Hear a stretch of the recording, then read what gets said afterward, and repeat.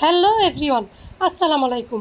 আমি haven lifestyle থেকে haven বরাবরের মতো আরেকটি নিউ ভিডিও দেখার জন্য আপনাদেরকে আমন্ত্রণ জানাচ্ছি। আশা করছি আল্লাহর অশেষ রহমতে আমার সমস্ত আপু ভাইয়ারা ভালো আছেন। আলহামদুলিল্লাহ, আমরাও ভালো আছি। তো আজকের ভিডিওটা সাজিয়েছি সংসারের কিছু টুকিটাকি কাজ দিয়ে। তো আমরা মহিলারা কিন্তু ছোট্ট সুন্দর পরিপাটি একটা সংসারের স্বপ্ন দেখে থাকি। আর এই পরিপাটি গুছানো ছোট্ট একটা সংসারটাকে আমরা খুব সুন্দরভাবে পরিচালনা করার জন্য কিন্তু সকাল থেকে সন্ধ্যা পর্যন্ত প্রচুর পরিশ্রম করে থাকি। একটা মহিলা কখনোই বাড়ি, গাড়ি, ফ্ল্যাট, গহনা সেগুলোর জন্য সংসার করে না বা সংসারের মায়ায় আটকায় না এবং থাকে না।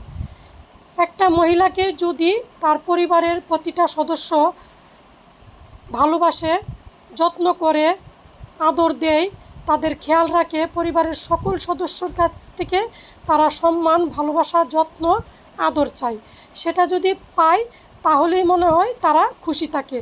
কারণ এই সংসারটা গড়ার জন্য একটা পুরুষের চাইতে একটা মহিলার অবদান সব চাইতে বেশি থাকে। তো যারা এরকম কথা বলে তারা কিন্তু সম্পূর্ণই ভুল বলে। কোনো মহিলাকে আপনার টাকা পয়সা দিয়ে আটকাতে পারবেন না। আর আমরা তো শুরু থেকে শেষ পর্যন্তটা সংসারটাকে গুছাতেই মনে হয় আমাদের জীবনটা শেষ হয়ে যায়। মরার আগ পর্যন্ত আমরা সংসারটার জন্য করেই যাই। তো প্রিয় ভাইয়াদেরকে বলবো, প্রতিদিন একবার করে হলেও আপুদেরকে একবার বলে দেখেন সরি বা থ্যাংক ইউ। দেখবেন আপুরা কি পরিমাণ খুশি হয় এবং তারা আপনাদের সংসারের জন্য আরও কি করে। আপনি যদি ভাত রান্না করতে পারেন তো আপু কিন্তু বিরিয়ানি রান্না করে নিয়ে আসবে, যদি একবার বলতে পারেন সরি বা থ্যাংক ইউ প্রতিদিন। আপনাদের সাথে কথা বলতে বলতে আমি কিন্তু চিকেনটাও রান্না করে নিচ্ছি। আমি কিন্তু প্রথমে চিকেনটা সব ধরনের মশলা দিয়ে তেলে বাদামি কালার করে ভেজে নিয়েছি। এখন আমি একটা কড়াইয়ে তেল দিয়ে আদা বাটা, রসুন বাটা, পেঁয়াজ বাটা দিয়ে কিছুক্ষণ নাড়ব। তারপরে যখন বাটা মশলার গন্ধটা একটু যাবে তারপরেই কিন্তু আমি চিকেনটা দিই। বাটা মশলার কিন্তু একটা গন্ধ হয়, সেটা কিন্তু সাথে সাথে যদি আমরা মাংসটা দেই খেতে কিন্তু একটু গন্ধটা বোঝা যায়। তো আমি কিন্তু এজন্য একটু মশলাটা তেলে এই যে বাটা মশলাগুলো সেগুলো কিন্তু একটু ভেজে নিই। তারপরে আমি সব ধরনের মশলা দিয়ে সামান্য পানি দিয়ে কষাবো। তারপরেই কিন্তু আমি চিকেনটা দেব, সেটাও কিছুক্ষণ তেলে নাড়াচাড়া করব। আর এদিকে দেখছেন আমার যে মশলার জারটা, এটা কিন্তু আমার খুব পছন্দের, আপুর কাছ থেকে শেখা। তো সেটা কিন্তু আমার খুবই পছন্দের, সেজন্য আপনাদেরকে একটু দেখিয়ে দিলাম। আর এদিকে আমি চিকেনটাও ভেজে রেখেছি। এখন আমি এক এক করে সবগুলো দিয়ে দিব।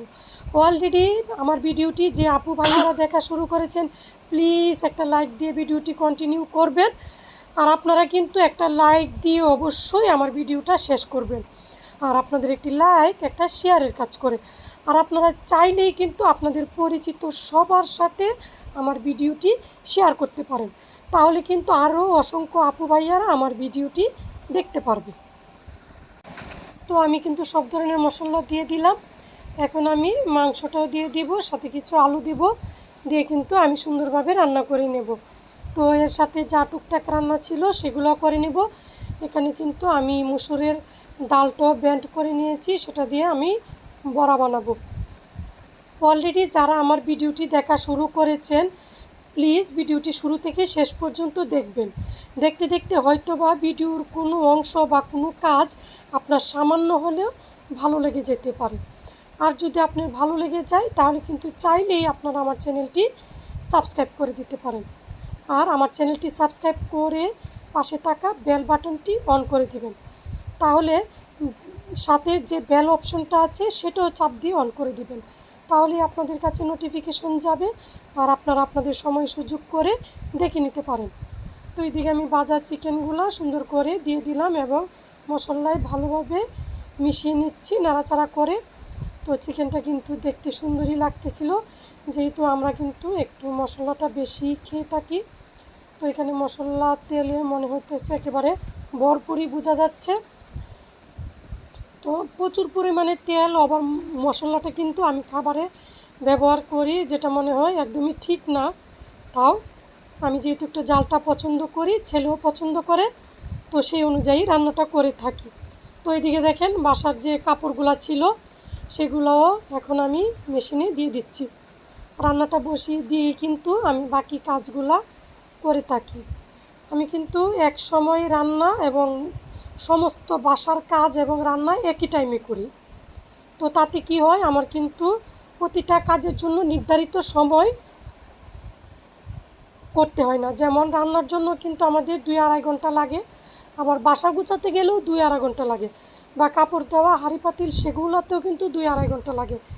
কিন্তু আমি যদি রান্না বসিয়ে সবগুলা কাজ করি তখন কিন্তু দেখবেন একই সময়ে সব কাজ হয়, যেটা অবশ্য আমি এই নিয়মে করে থাকি। সেজন্য হয়তো বা আমি সঠিক সময়ে খাবার, নামাজ, গোছল সব কিছু শেষ করে ফেলতে পারি। তো রান্নাটা বসিয়ে দিয়ে এদিকে কাপড় দিয়ে আসলাম, আবার এদিকে দেখি কিছু জার খালি, তো সেগুলাও রিফিল করে নিচ্ছি। তো এখানে আমি গরুর মাংসের মশলাটা ঢেলে নিচ্ছি। এখানে আমি 1 প্যাকেট ছিল সেটাই ঢেলে নিচ্ছি। আমি কিন্তু 2-3 প্যাকেট মশলাই একবারেই ঢেলে রাখি, যেহেতু আমার বাসায় অবশ্য চিকেনটা প্রতিদিনই রান্না করা হয়। আর আমি কিন্তু এই যে গরুর মাংসের মশলাটা সেটা প্রায় বলতে পারেন সব খাবারই ব্যবহার করি, মাছের তরকারিটা ছাড়া বাকি যাই রান্না করি, পেঁয়াজু পাকোড়া যাই বলেন, চিকেন জাতীয় নাস্তা সবগুলাতে। তো এইদিকে রাখছি চিনি। চিনিটা বলতে পারেন আমার কিছুদিন পর পরই ঢালতে হয়, প্রচুর পরিমাণ চিনি আমাদের বাসায় লাগে। তো আমি কিন্তু এই নিয়মটা মেনেই কাজ করি বা ফলো করি, যে রান্নাটা বসিয়ে দিয়ে বিছানা গুছানো বলেন, কাপড় নাড়া বলেন, কাপড় ধোয়া, কাপড় ভাঁজ করা, টেবিল গুছানো, সোফা পরিষ্কার করা, সোফার কুশনগুলো ঠিক করে রাখা, হাঁড়ি পাতিল মাজা যাই বলেন সব কিছু রান্নার ফাঁকিই করি। তার জন্য আলাদা টাইম নির্ধারণ করি না যে একটা করে আরেকটা করব।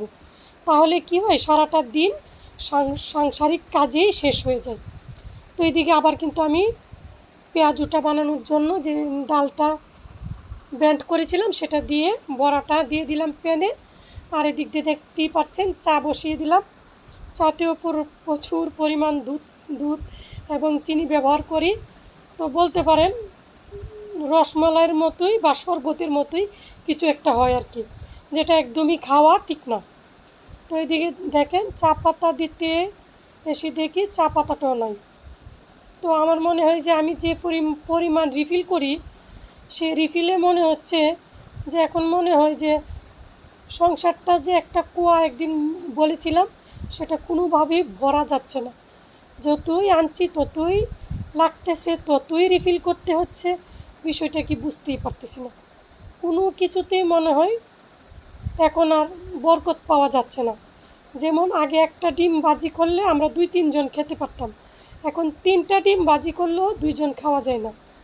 এটা আপুরা খেয়াল করছেন কি না জানি না, আমি কিন্তু ইদানিং এটা বারবারই বলে থাকি ডিম ভাজি করার সময়। তো এখানে আমি চিনিটা দিয়ে দিলাম, চাটাও বানাচ্ছি। তো সংসারের কাজগুলা 2-3 ঘন্টার ভিতরে শেষ করতে হলে আপনাকে রান্নাটা বসিয়ে দিয়েই সব কিছু করতে হবে। আগে ঘর গুছাবো, তারপর ফার্নিচার মুছবো, সব কিছু শেষ করে যখন রান্না করতে আসবো সেটা অনেক কষ্টদায়ক হবে এবং সময়ও বেশি লাগবে। তবে তাতে অবশ্য কষ্টটা একটু বেশি হয়, কারণ রান্নাটা বসিয়ে দুধ করতে হয়, এতে অবশ্যই অনেক আপুরা বলেন অনেক ঝামেলা হয়ে যায়।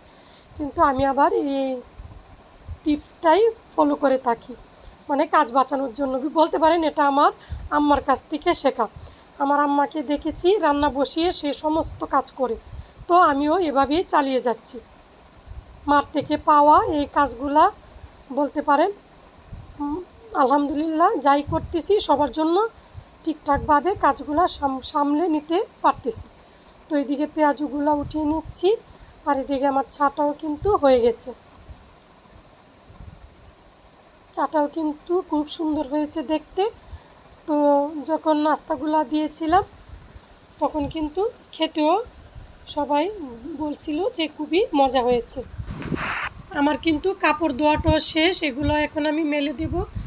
আর যা টুকটাক কাজ ছিল সেগুলো আমি করে নিয়েছি। তো এখন আমরা পেঁয়াজুটা খাবো আর চা খাবো, সেজন্য পেঁয়াজুটাও কিন্তু নামিয়ে নিলাম আর এদিকে চাটাও ঢেলে দিচ্ছি। তো এখন সবাই মিলে নাস্তাটা খাবো। খাওয়ার পর বাকি যে টুকটাক কাজ ছিল সেগুলো সেরে একবারে গুছিয়ে নেব বাসাটা। তো পুরাটা যদি ভিডিও আপনাদের সাথে শেয়ার করতে যাই তাহলে কিন্তু ভিডিওটা বড় হয়ে যাবে। তো বড় ভিডিওটা আবার অনেক আপু ভাইয়ারা দেখতে চায় না, যেহেতু আমার সমস্ত আপু ভাইয়াদেরও অনেক কাজ, সেহেতু ভিডিওটা ছোট করেই শেষ করে দিতে চাচ্ছি। তো ওই যে এদিকে দেখেন আপনাদের ভাইয়া কিছু শাক নিয়ে এসেছে, এখানে হচ্ছে পুঁই শাক আর ওইদিকে হচ্ছে লাউ শাক আর তার সাথে আমার পছন্দের সাজনে। তো এগুলো নিয়ে এসেছে, এগুলো কিন্তু আমি এখন কুটাকাটি করব না, ভালোভাবে ফ্রিজে রেখে দেব। তো ফ্রিজে তো রাখতে হবেই, আগে চেয়েছিলাম চালনাতে রাখবো, পরে চিন্তা করলাম যেহেতু গরম ফ্রিজেই রেখে দিই। আপনাদের দীর্ঘায়ু এবং সুস্বাস্থ্য কামনা করে নতুন আরেকটি ভিডিও দেখার আমন্ত্রণ জানিয়ে আজকের ভিডিও থেকে এখানেই বিদায় নিচ্ছি। আল্লাহ হাফেজ, আসসালামু আলাইকুম।